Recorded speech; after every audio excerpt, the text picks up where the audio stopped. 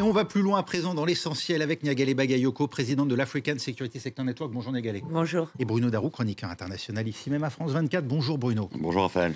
Au sommaire, vous l'avez compris, une information majeure, c'est l'Iran qui cible les bases américaines dans au moins 2 pays, le Qatar et l'Irak, après les frappes américaines contre ses installations nucléaires. Pas de dégâts rapportés à l'heure qu'il est. Le Bahreïn, les Émirats Arabes Unis, le Koweït ferment leur espace aérien. Doha se dit prêt à riposter. C'est tout de suite, on va plus loin.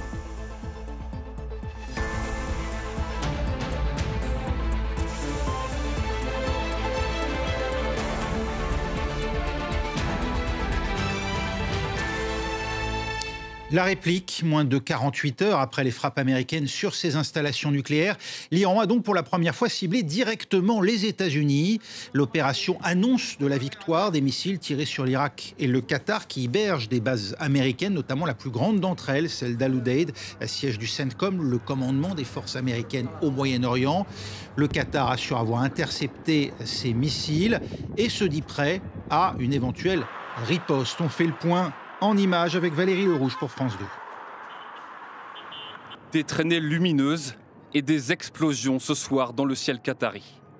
Peu avant 19h heure locale, ces habitants sidérés ont les yeux rivés vers les missiles qui survolent Doha, la capitale. Tous auraient été interceptés par la défense antiaérienne. Au total, l'Iran a tiré au moins 6 missiles vers la plus importante base américaine du Proche-Orient, Al-Udeid, qui peut abriter jusqu'à 10 000 soldats. Les États-Unis disposent de nombreuses bases dans la région. En janvier 2020, déjà, l'Iran avait frappé des bases américaines après l'élimination du général Soleimani. À l'époque, plus un avertissement qu'une réelle riposte, les missiles n'avaient pas de charge explosive. Ce soir, Téhéran affirme avoir envoyé autant de missiles que ce que les États-Unis ont largué dimanche sur l'Iran.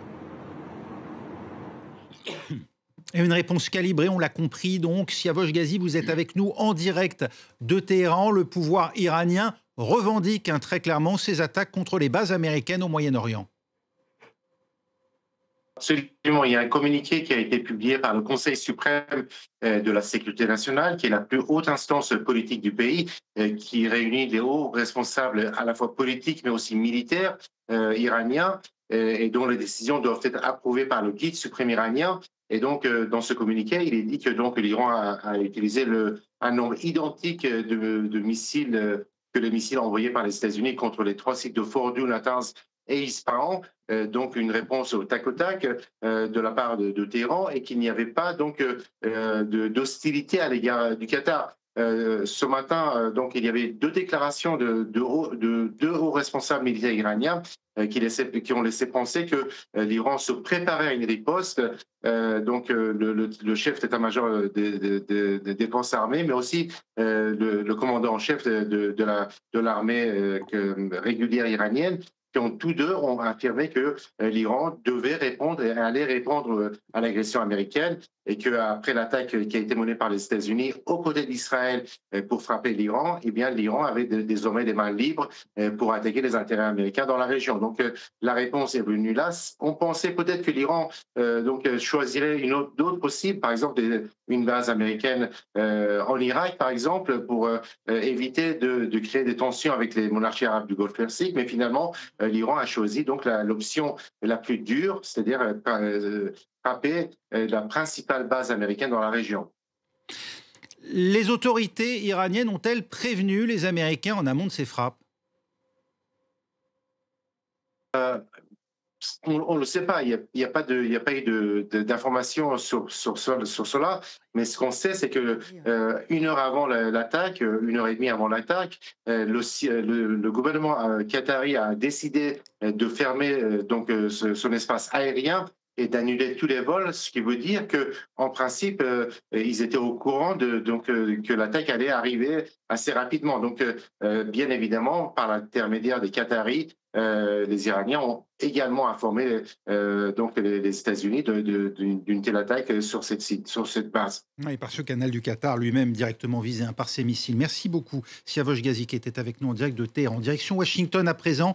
Mathieu Mabin, on l'imagine, l'administration est en train de méditer sa réponse.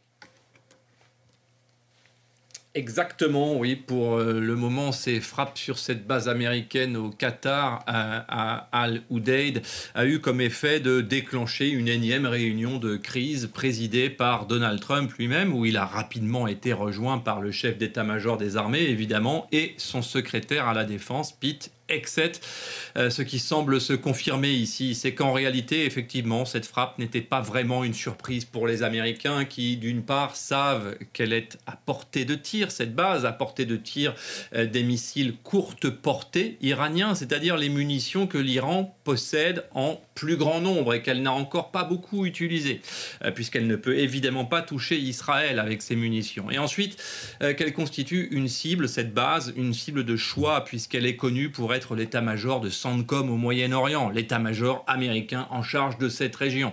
Maintenant, s'agit-il d'une opportunité donnée par les Américains en quelque sorte aux Iraniens pour tenter de sauver la face auprès de leur opinion et du monde après avoir été durement frappés ce week-end par les États-Unis et donc humiliés? On peut effectivement spéculer, mais bien entendu, cela viendrait contredire les promesses de Donald Trump qui a garanti le feu des enfers, en quelque sorte, à l'Iran si un seul objectif américain était ciblé. On notera cependant que la cible choisie par Téhéran n'était pas un bâtiment de guerre américain, par exemple, ce qui se serait immédiatement traduit cette fois d'abord par des pertes importantes et puis ensuite par une riposte d'une grande brutalité qui aurait fait consensus ici à Washington, à un moment où le consensus devient de plus en plus difficile à trouver, y compris dans l'environnement de Donald Trump. Voilà. Tout cela rappelle que l'utilisation des armes ne signifie pas la fin de la diplomatie, mais tout simplement son prolongement par d'autres moyens, comme le dit d'ailleurs l'adage. Ouais, merci Mathieu Mabin en direct de Washington. On va à Jérusalem maintenant où se trouve Claire Duhamel parce que Israël actuellement mène des frappes contre l'Iran. Bonsoir Raphaël, oui ce sont les premières informations qu'on a notamment en ligne de sources iraniennes locales. En ce moment l'aviation israélienne frappe Tabriz au nord-ouest de l'Iran. Alors on a demandé confirmation à l'armée israélienne qui dans les médias ne confirme pas. Aujourd'hui l'armée a frappé massivement des infrastructures du régime et c'est assez signifiant quand on sait que la rhétorique politique israélienne est celle de vouloir un changement de régime en Iran. Les Israéliens ont ainsi confirmé avoir frappé l'entrée de la prison d'Evin, la TV gouvernementale pour la deuxième fois depuis le début de la guerre, ainsi qu'un QG des gardiens de la révolution islamique d'Iran. Les Israéliens ont aussi confirmé avoir frappé le site militaire de Fordo au lendemain des frappes américaines. L'armée a confirmé avoir frappé sur les routes d'accès au site souterrain de Fordo. Israël Katz, le ministre de la Défense israélien, dit que l'armée continuera à frapper Téhéran avec une force sans précédent, je cite, tandis que dans l'après-midi, il y a bien eu un barrage de missiles, notamment sur le sud et le centre d'Israël. Une dizaine de missiles envoyés par les Iraniens. Un impact sur une centrale électrique d'Ashdod qui a entraîné une coupure d'électricité pour quelques 8000 foyers. Cela n'a duré que quelques heures avant que l'électricité ne soit rétablie. Il y a des images montrant un impact. Pas de confirmation néanmoins côté israélien qui ne confirme pas lorsque des sites jugés stratégiques ou militaires sont touchés. Pas de victimes côté israélien dans ces missiles, dans ces attaques de missiles sur le territoire aujourd'hui. Merci Claire Duhamel en direct de Jérusalem. Pendant ce temps, je vous l'indiquais, on ferme les espaces aériens dans toute cette région du Proche et du Moyen-Orient. C'est le cas déjà du Koweït, Bahreïn. On apprend qu'Oman également, la compagnie aérienne d'Oman suspend ses vols. Niagale Bagayoko, réelle inquiétude ou est-ce qu'on surjoue parce que derrière, il y a un intense ballet diplomatique qui s'est opéré en parallèle de cette réaction iranienne? Non, je pense qu'il y a les deux. En réalité, les inquiétudes sont évidemment maximales de tous les côtés, notamment du côté des pays arabes dont on parle peu, parce qu'il y a eu un rapprochement ces dernières années entre ces frères ennemis, notamment le plus connu, celui de l'Arabie Saoudite et de l'Iran sous l'égide de la Chine. Le Qatar est assez proche de l'Iran aussi, diplomatiquement, voire doctrinalement, paradoxalement, même si dans un cas, on on est dans une version sunnite. Exactement, et dans le cas, dans une version chiite, mais enfin, ce sont des versions... Exactement, une version de l'islam politique, des deux côtés du détroit. Mais en effet, la diplomatie continue parce que c'est aussi quelque part l'idée qui est derrière cette approche de la paix par la force, c'est-à-dire que Donald Trump dit qu'il frappe pour ensuite pouvoir négocier et forcer l'Iran, mais l'Iran a quand même un certain nombre d'options très variées à sa disposition, même s'il est très affaibli.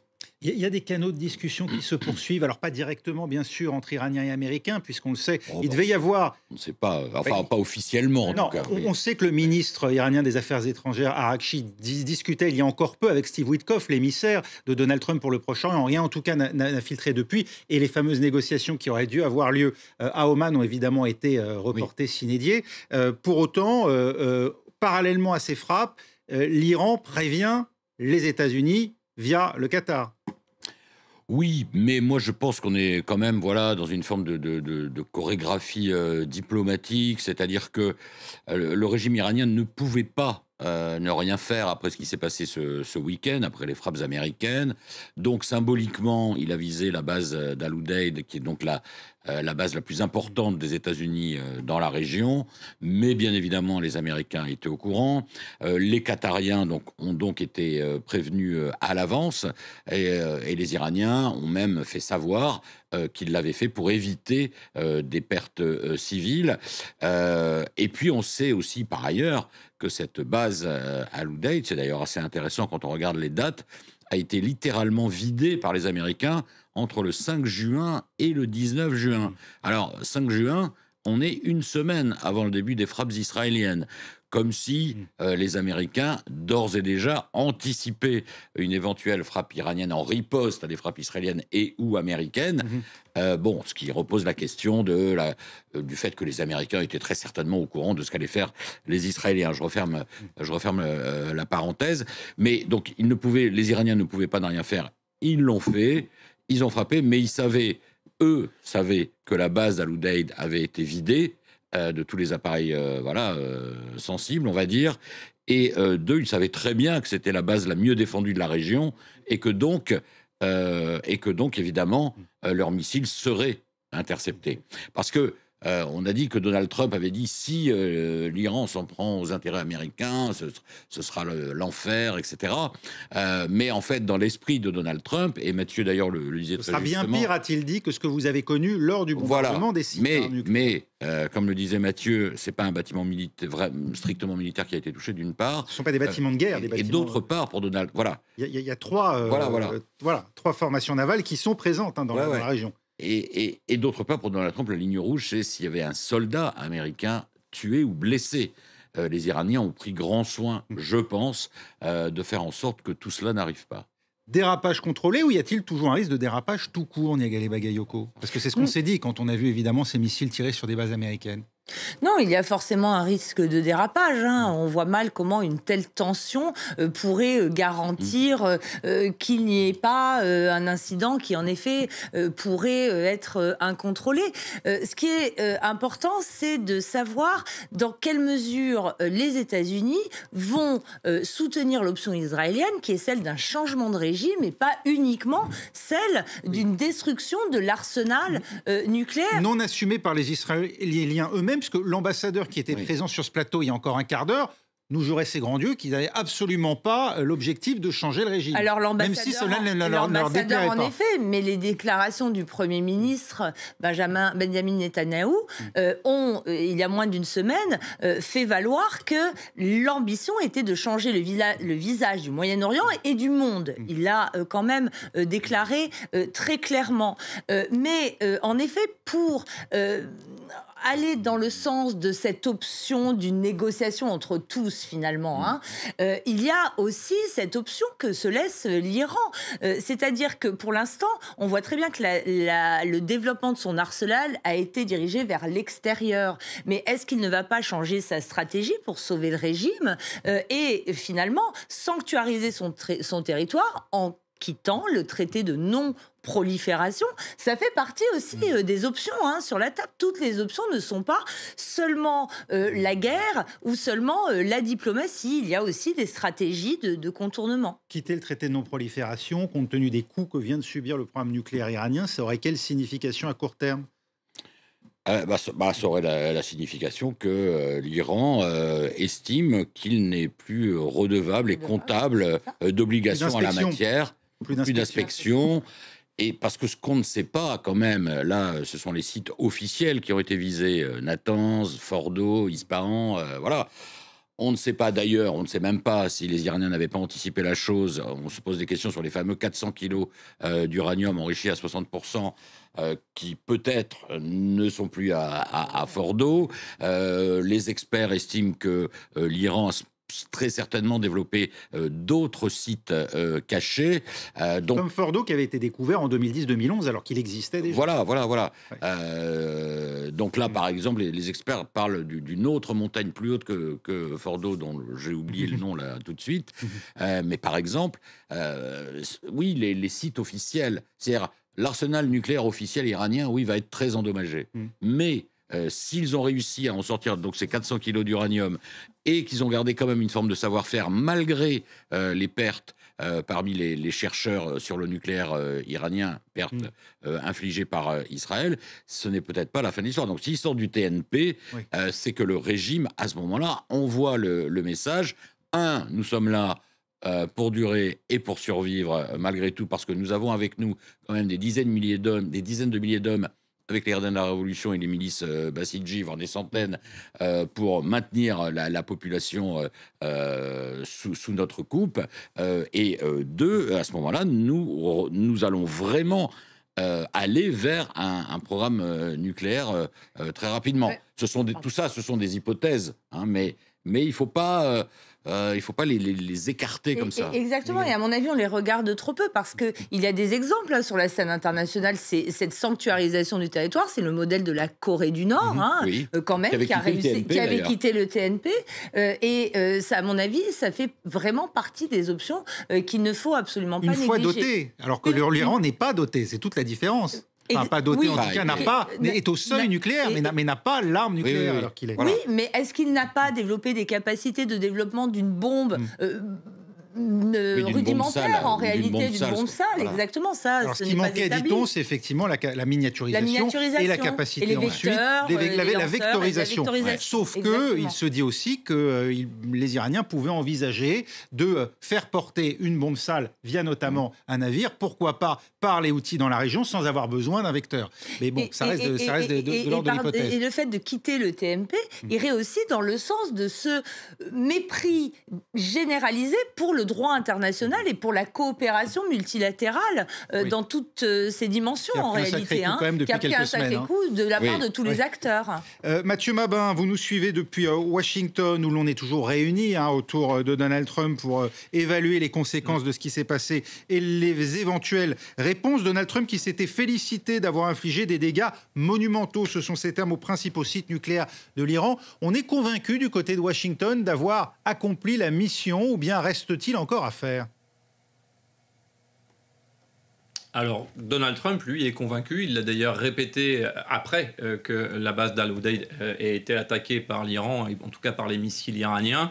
C'est même comme cela qu'il a ponctué sa déclaration, en rappelant quand même qu'il promettait le feu des enfers à Téhéran après avoir rompu ce tabou de frapper une base américaine. Maintenant, ce qui est intéressant à mettre en perspective avec le discours de Donald Trump, c'est celui du chef d'état-major des armées, qui lui est beaucoup plus prudent et qui dit que pour le moment, il n'est pas techniquement possible, sans reprendre stricto sensu ces mots, mais il n'est pas techniquement possible d'évaluer la profondeur des dégâts sur les sites visés.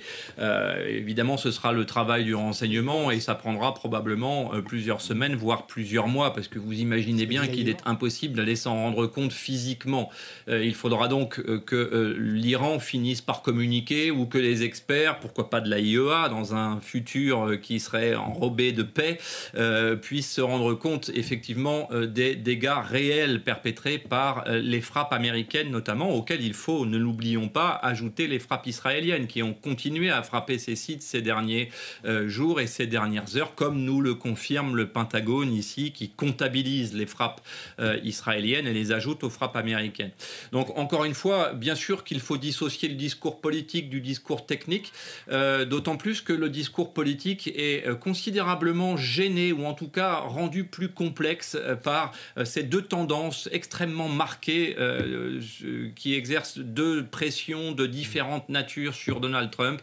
On l'a beaucoup dit sur nos plateaux, mais encore une fois, c'est vraiment central.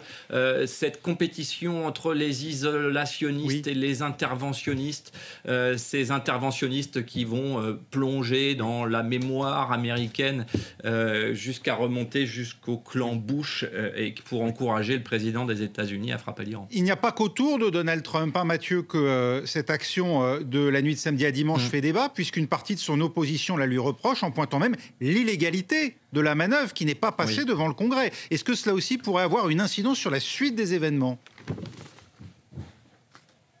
Alors là, je ne prendrai pas beaucoup de risques en vous répondant que non. Si vous prenez dans l'ordre tous les présidents démocrates qui ont gouverné ce pays au cours des 5 dernières décennies, tous ont procédé exactement de cette manière. Il y a une forme d'ambiguïté dans la Constitution américaine, il n'y en a pas qu'une, et notamment une ambiguïté autour de la légitimité du président à engager la force armée. En réalité, Donald Trump peut, s'il le souhaite, engager la force armée sans consulter le Congrès. Il a tout simplement l'obligation constitutionnelle de rendre compte de ce qu'il a réalisé au Congrès dans un laps de temps de 48 heures. Ce qui est parfaitement logique en réalité, puisque si Donald Trump devait consulter le Congrès chaque fois qu'il voulait mener une attaque surprise, elle n'aurait plus beaucoup de surprises, la dite attaque.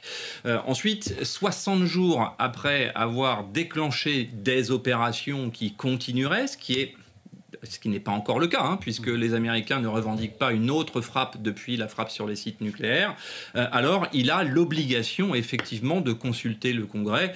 Et alors là, on rentre dans une logique de guerre. Mais la dernière ambiguïté repose justement sur l'utilisation du mot guerre. Dès lors qu'il n'y a pas de déclaration de guerre, théoriquement, Donald Trump n'est pas soumis à une consultation du Congrès.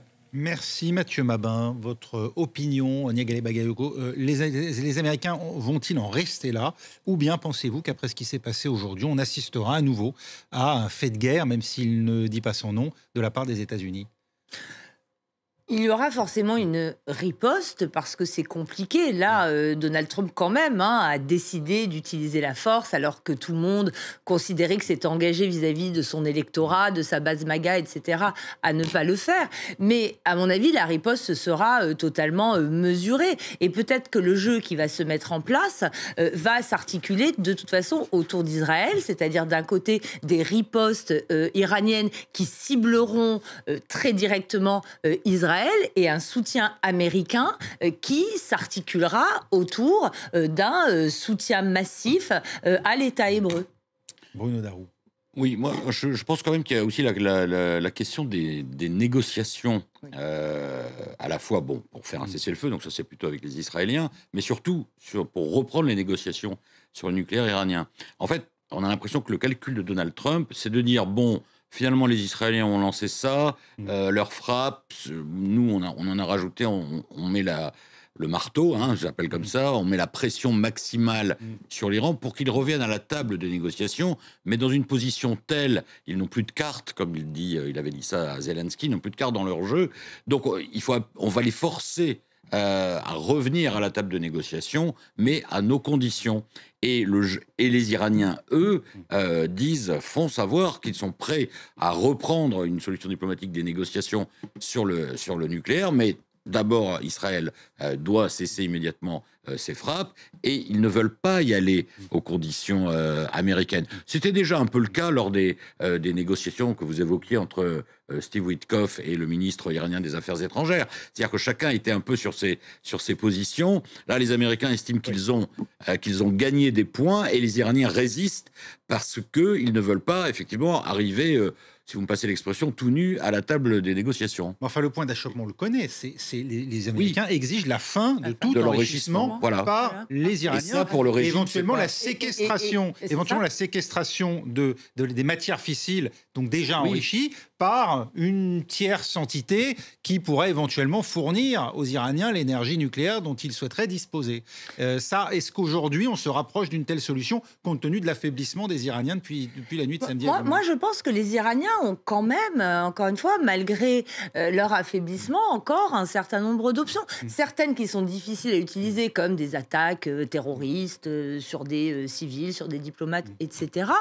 Mais il y a aussi quand même l'idée de s'inscrire dans un concert régional, voire international, parce que on sait qu'a été évoqué le rôle de la Russie pour peut-être être un médiateur dans des négociations. On sait pas de sel quand même. Ceux qui ne manquent pas de sel, mais enfin aujourd'hui, vu l'absence de complexe des uns et des autres, je pense pas que ça gênerait particulièrement les États-Unis, mais la Russie est intéressante parce qu'elle a des bonnes relations et avec l'Iran et avec Israël. On parle souvent d'une alliance avec l'Iran. Et enfin, il y a quand même aussi le facteur de la Chine qui joue, parce qu'on dit aussi qu'il y a l'arme économique qui pourrait être utilisée avec le détroit d'Ormuz, ce qui semble exclu parce qu'il y a trop de revenus pétroliers qui reviennent à l'Iran, justement, grâce au marché chinois. Cette séquence, en tout cas, si on s'arrêtait là, elle consacre quand même l'affaiblissement de la Russie dans cette région, qui n'a pas eu véritablement de poids du tout dans cette affaire alors qu'il est. Mais en fait, je sais pas. Il n'a pas souhaité même aider son allié. Oui, mais je sais pas si on doit lire les choses vraiment comme ça, parce que par exemple, on dit la même chose des pays européens. Ah, les pays européens, ils sont impuissants, ils sont spectateurs. Non, en fait, chacun est dans son couloir. Là, pour le moment, ce sont les armes qui parlent. Donc, les armes, c'est Israël, les États-Unis, et puis évidemment le pays qui est visé, l'Iran. Mais les Européens, ils continuent d'ailleurs sur leur couloir à eux, c'est-à-dire respect du droit international, négociation, solution diplomatique, désescalade, et peut-être qu'à un moment, leur temps arrivera. C'est pour ça qu'ils ne lâchent pas l'affaire, si vous me passez l'expression. Et les Russes aussi, je pense, sont en position attentiste, et les Chinois aussi. Et donc, je trouve ça un peu trop... Enfin, c'est pas contre vous, Raphaël, mais je trouve ça un peu trop simple, le fait de dire, voilà, il y a ceux qui, là, sont oui, c'est une séquence de guerre, là, donc il y a les protagonistes, mais ça ne veut pas dire pour autant qu'autour, il n'y a pas des pays ou des instances qui attendent le... Et nous, notre temps est compté. Avec un bémol quand même par rapport aux Européens, avec quand même l'Allemagne qui n'adopte pas la même position bien sûr, que la Grande-Bretagne et que la France. Friedrich Merz, c'est beaucoup plus dur. Beaucoup plus en soutien d'Israël que les autres. On arrive, nous, au terme d'on va plus loin. Merci beaucoup, Niagalé Bagayoko. On ne va pas plus loin. Bruno Darou. Non, on va s'arrêter là. On devra intituler ça, d'ailleurs, l'émission désormais. Restez avec nous. Nous, on va plus loin. On se retrouve dans l'essentiel. La suite, c'est dans 3 minutes.